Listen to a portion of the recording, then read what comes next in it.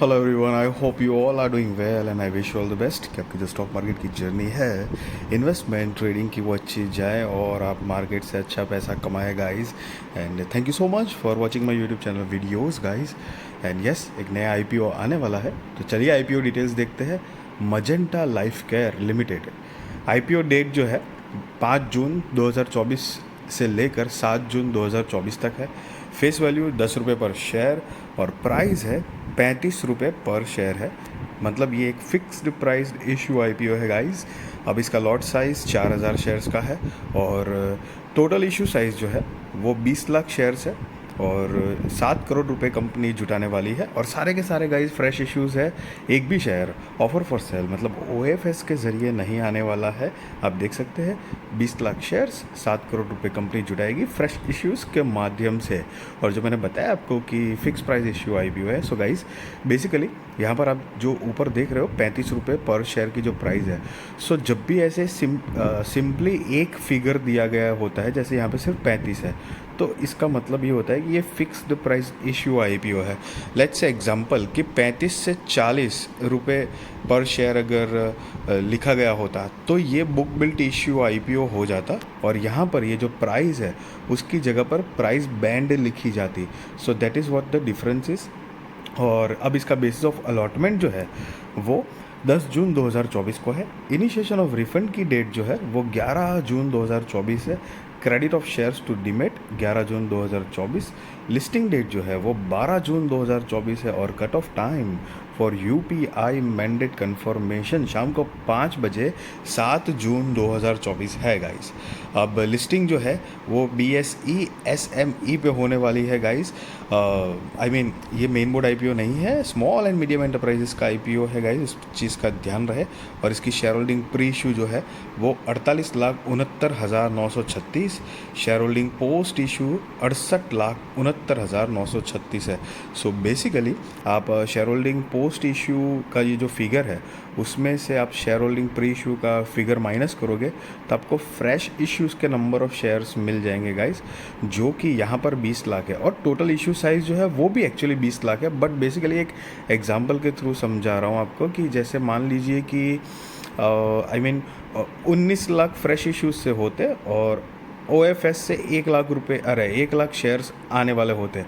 So basically यहाँ पर होता क्या कि ये 68 लाख जो है उसकी जगह पर मतलब 67 लाख शेयर्स होते हैं, मतलब ताकि फिगर जो है वो मतलब इस तरह से फिगर होता कि पोस्ट इशू में से प्री इशू माइनस करने, मतलब वो फिगर माइनस करने पर आपको 19 लाख फ्रेश इश्यूज़ के नंबर मिल जाते और बचा हुआ 1 लाख है जो कि ओएफएस है, मतलब ऑफर फॉर सेल है, ऐसा आपको पता चलता। बट हालांकि यहाँ पर सारे के सारे फ्रेश इश्यूज़ ही है guys. So market maker portion 1,04,000 shares sunflower broking के नाम पे है, जो कि ये पर्टिकुलर आईपीओ के लिए मार्केट मेकर पोर्शन बने हैं, तो उनके लिए ये अलग से 1,04,000 शेयर्स रखे गए हैं। Reservation retail shares offered 50% of the net offer, other shares offered 50% of the net offer है। एंड रिटेल कैटेगरी में मिनिमम हो या मैक्सिमम एक ही लॉट के लिए अप्लाई करना है। 4,000 शेयर्स आ जाएंगे, 1,40,000 रुपये आपको देने होंगे। एचएनआई में मिनिमम 2 लॉट के लिए अप्लाई करना है, 8,000 शेयर्स आ जाएंगे, 2,80,000 रुपये आपको देने होंगे।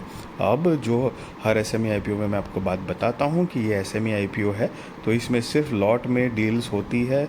हाँ, लिस्टिंग के बाद लॉट की साइज़ चेंज हो सकती है और इसमें 1 लाख से ऊपर की रकम ही हमेशा लगती है, कम से कम अभी तक का सिस्टम तो यही है। मतलब एसएमई आईपीओज़ में जैसे कि मतलब मेन बोर्ड आईपीओ होता है तो उसमें नहीं 15,000 रुपये में अगर काम चल जाता है, चल जाता है, मतलब कि हम आईपीओ अप्लाई कर सकते हैं गाइस, लेकिन यहाँ पर लाख रुपये से ऊपर की रकम ही चाहिए। अब प्रमोटर्स जो है वो दिव्यश मोदी एंड ख्याति मोदी जो कि कंपनी के प्रमोटर्स है और इनकी share holding pre issue 84.06%, share holding post issue जो है वो 59.59% है।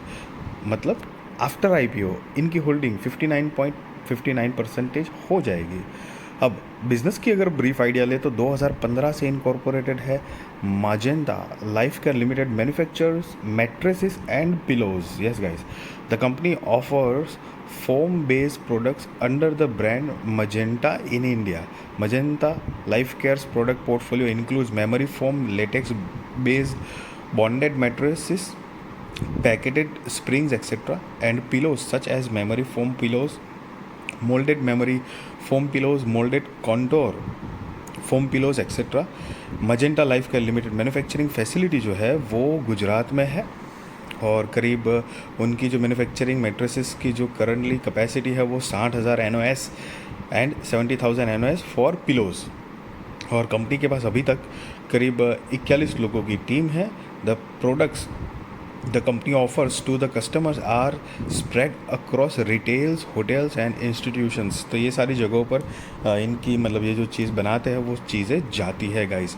और ये साथ में कुछ कॉम्प्रिहेंसिव स्ट्रेंथ्स है, diverse customer base and long standing relationship with the customers, extensive well developed pan India sales and distribution network, diversified product portfolio, experience promoter director with extensive domain knowledge, quality assurance and accreditations. So ये कुछ comprehensive strength है companies की।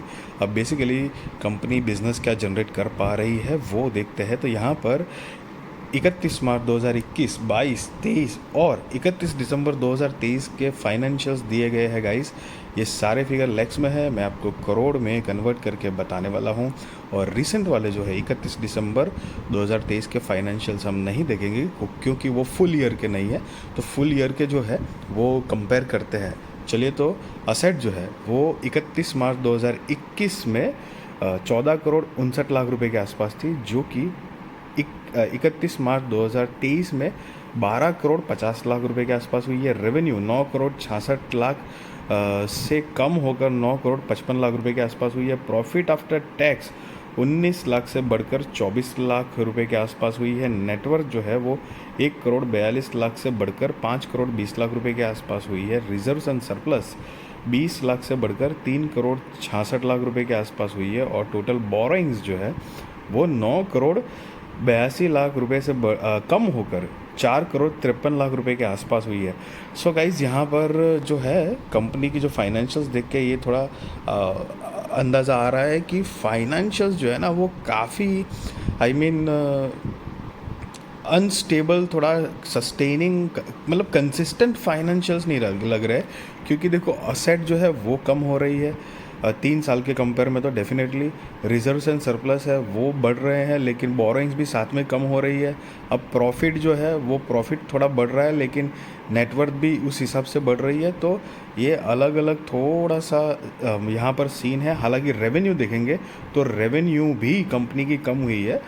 अब see the thing is कि यहाँ पर company ने ये किया, हो सकता है कि जैसे कि कंपनी ने अपनी कॉस्ट कटिंग और मार्केटिंग में जो पैसे लगते होंगे पहले, वो जो है वो काफ़ी हद तक कंट्रोल किया लगता होगा। मतलब जो अदर एक्सपेंसेस भी जो होंगे, तो मतलब मिला जुला के जो मार्केटिंग है, कुछ कॉस्ट कटिंग चीज़ है जिससे क्वालिटी सेम रहे लेकिन कॉस्ट कटिंग हो जाए, या फिर जो लोन्स है साथ साथ में जो वो भी कम कर दी गई है। तो ये सारी चीज़ों की वजह से सेल्स में गिरावट दिख रही है, लेकिन रेवेन्यू जो है वो बढ़ा हुआ दिख रहा है। हालांकि इतना ज़बरदस्त नहीं है इंक्रीमेंट, मतलब प्रॉफिट आफ्टर टैक्स में, लेकिन फिर भी एक डिसेंट हिसाब से है।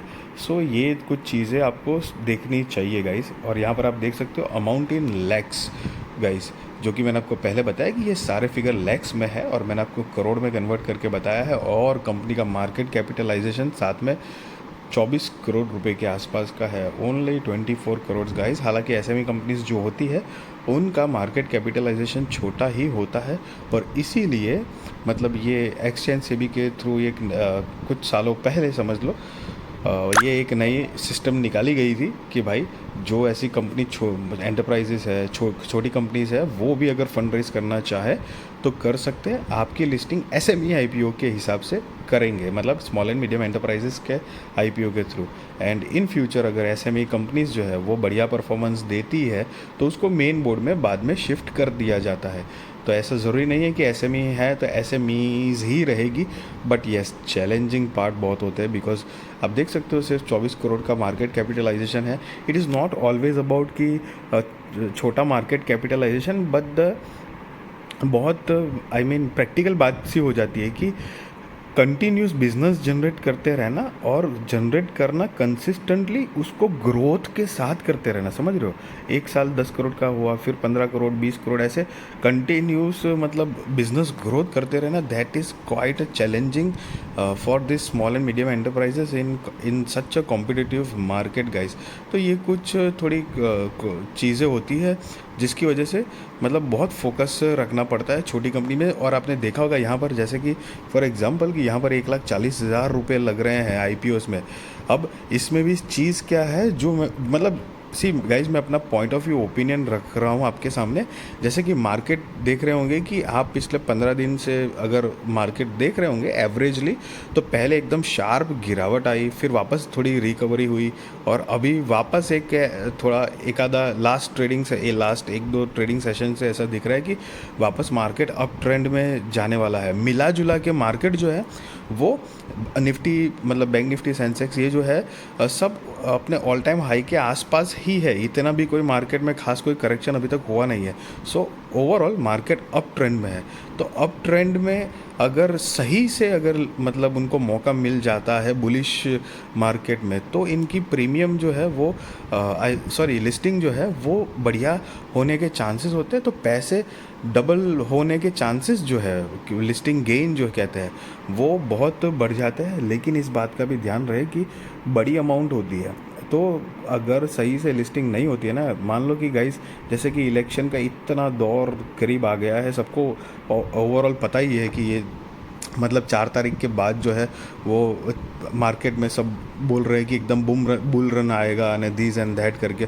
तो वो तो तब का तब पता चलेगा कि क्या होने वाला है। बट एक तरह से इतना पॉजिटिव माहौल है, तो वो हिसाब से कभी भी कैलकुलेट नहीं करना चाहिए। मतलब ये मेरा पर्सनल पॉइंट ऑफ व्यू है गाइस। क्योंकि आई मीन आप लगाओगे पैसे, अगर पैसे मतलब लिस्टिंग अच्छे से नहीं हुई ना, तो आई मीन समझ रहे हो आपको लॉस कितनी बड़ी हो सकती है। पैसे आपके वाइप आउट होने में भी देर नहीं लगती है गाइस।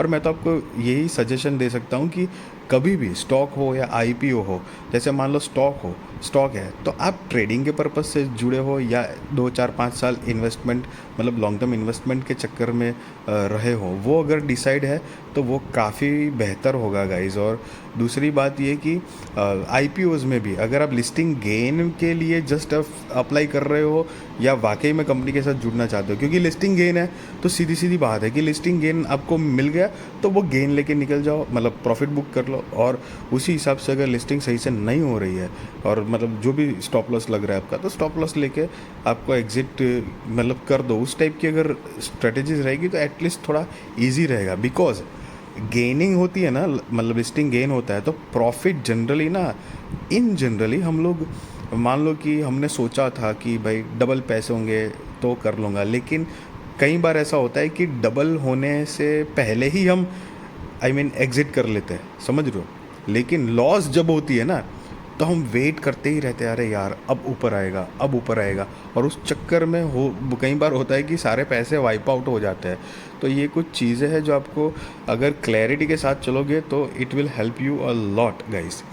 तो चलिए, और गाइज़ यस, मैं मेरा ओपिनियन और पॉइंट ऑफ व्यू शेयर कर रहा हूँ। मैं आपको कोई बाय और सेल रिकमेंडेशन नहीं दे रहा हूँ, और ना ही ये बता रहा हूँ कि आप आईपीओ में अप्लाई करो ना करो। That is depend on your risk research, financial adviser को पूछ कर करना गाइज़।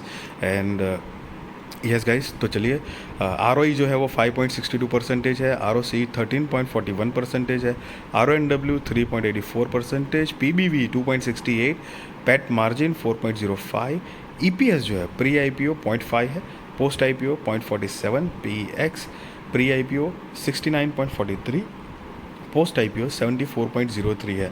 और ये जो नोट देख रहे हो आप, वो उन्होंने EPS प्री IPO और पोस्ट IPO कैसे कैलकुलेट किया गया है उसके बारे में बताया हुआ है गाइस। अब कंपनी का object of issue, so basically कि IPO लाने की वजह, मेजर रीजंस जो दिए है वो 2, फंडिंग और वर्किंग कैपिटल रिक्वायरमेंट्स, और दूसरा जो है वो जनरल कॉर्पोरेट पर्पसेस गाइस। तो ये कुछ 2 मेजर रीजंस दिए हैं गाइस। एंड यस, मैं मैंने आपको जो भी बताया वो गाइस एक अपना opinion, point of view, experience जो छोटा मोटा है वो मैंने आपके साथ शेयर किया है guys. And be responsible trader, be responsible investor, value your money. And मैं कोई नेगेटिव इमेज या पॉजिटिव इमेज नहीं पोर्ट्रे कर रहा हूँ ये आईपीओस और कंपनीज के लिए, no, just and just my opinion guys. And I wish you all the best कि आपकी जो स्टॉक मार्केट की जर्नी है, इन्वेस्टमेंट की, ट्रेडिंग की, वो अच्छी जाए और आप मतलब स्टॉक मार्केट से अच्छे पैसे कमाएं गाइस। यस, वीडियो अच्छी लगी तो ज़रूर लाइक शेयर सब्सक्राइब करिए।